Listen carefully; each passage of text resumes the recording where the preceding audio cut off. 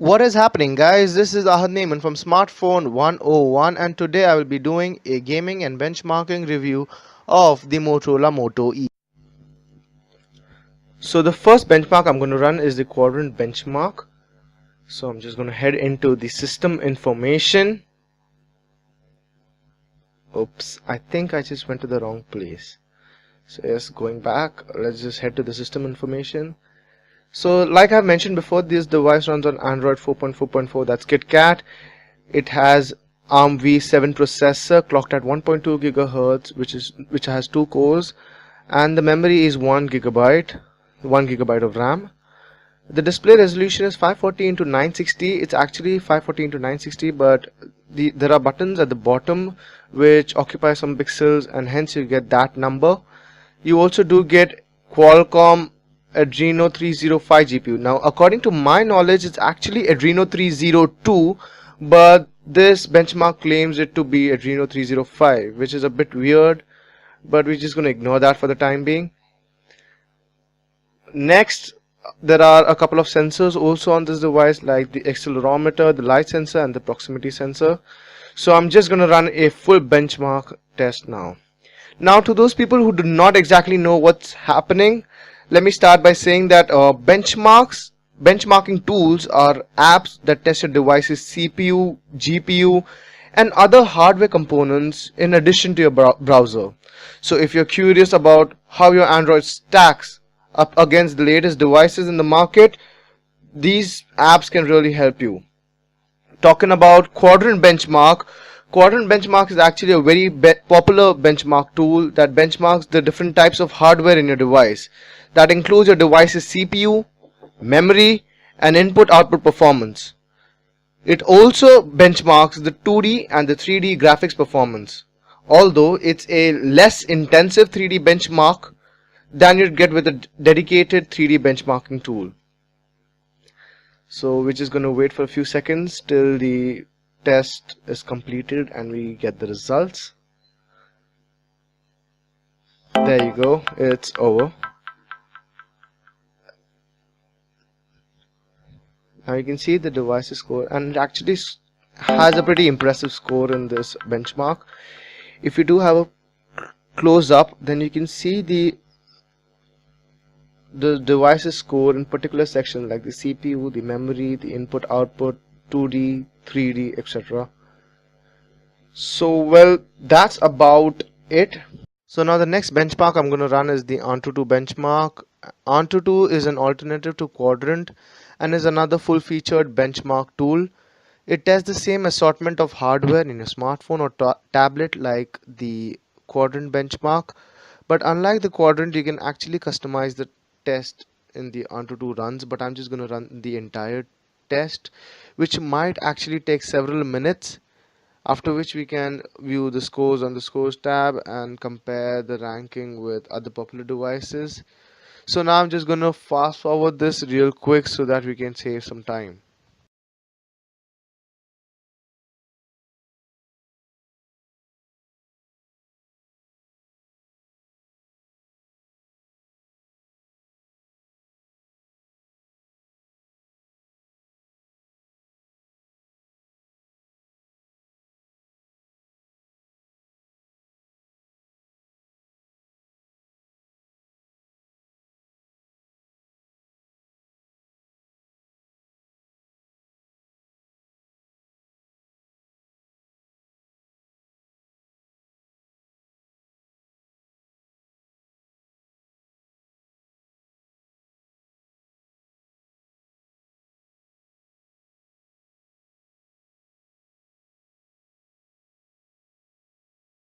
So that was the graphical representation of the scores of the various devices which I was talking about initially, and at the very bottom is our device.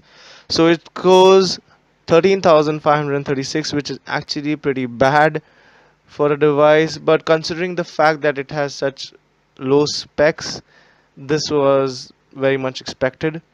So yes, that's about it, guys. That was Quadrant benchmark. The next benchmark I will be running is Nina Mark II.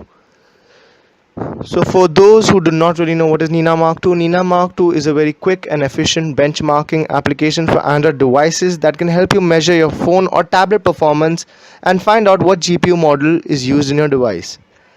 So basically what this app does is it tests your device by exposing your GPU to a wide array of graphic effects and then shows you the result in FPS, that is frames per second, and provides a ranking for your device.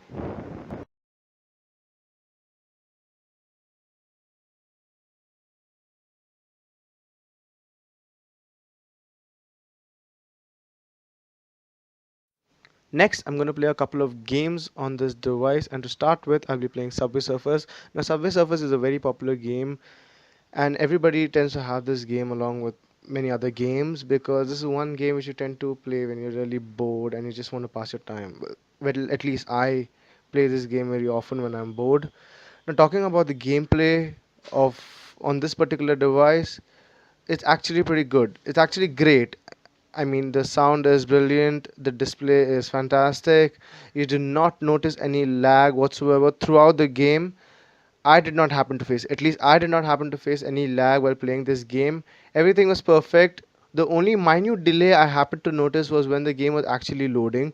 So it did take a bit longer than the other device to load up, but other than that, it was actually pretty good. Watch a bit of the gameplay and decide for yourself.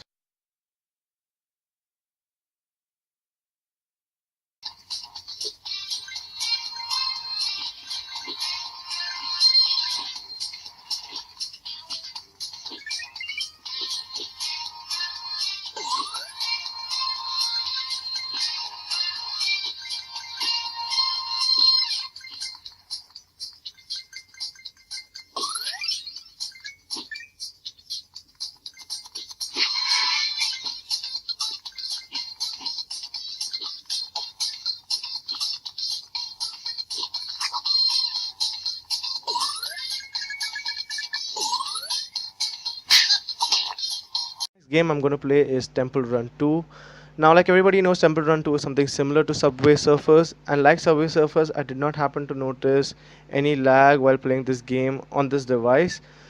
The only time I did notice a slight lag was when the game was starting. So at the start, there was this minute lag, like yeah, like that. But other than that, there was no problem. The game ran smoothly, and it was a great experience. Watch a bit of the gameplay and decide for yourself.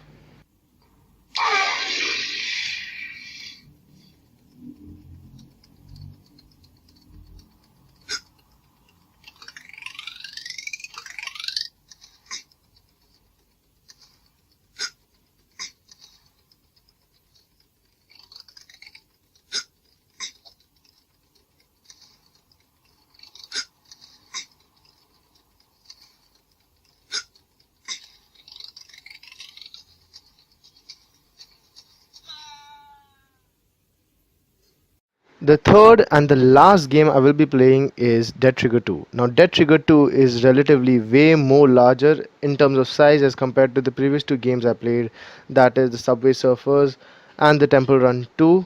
So, when I was downloading this game, I was really doubtful whether this device could handle such a game. But after downloading and playing this game quite a bit of times, I was really astonished as to how well this device could handle a game of such sort. The gameplay was fantastic. It was very smooth. I did not notice any lag whatsoever, and it was a thorough joy playing on this device. Watch a bit of the gameplay and decide for yourself.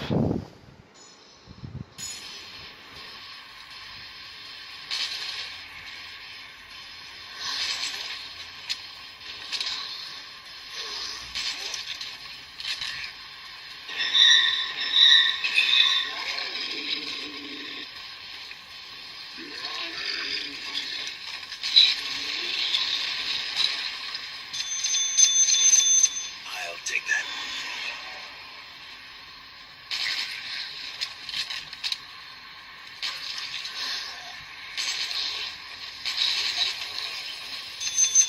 What do we have here?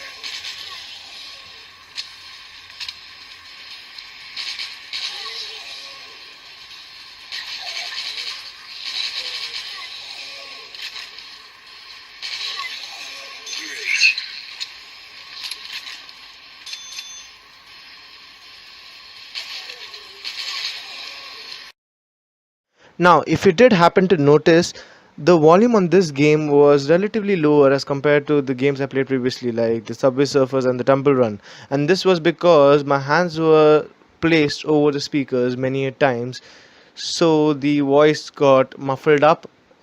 So that was one tiny issue I happened to face while playing this game. Otherwise, everything was brilliant. The gameplay was smooth. I did not notice any lags, like you could see, and everything was perfect. So yes guys, that's about it. This is Ahad Maimun from Smartphone 101. And if you did happen to like my video, which I bet you did, then please give it a thumbs up. And yes, please do not forget to subscribe to my channel. I will be making a lot of videos. I will be making at least one video every week. So in case you don't want to miss the action, then please subscribe to my channel.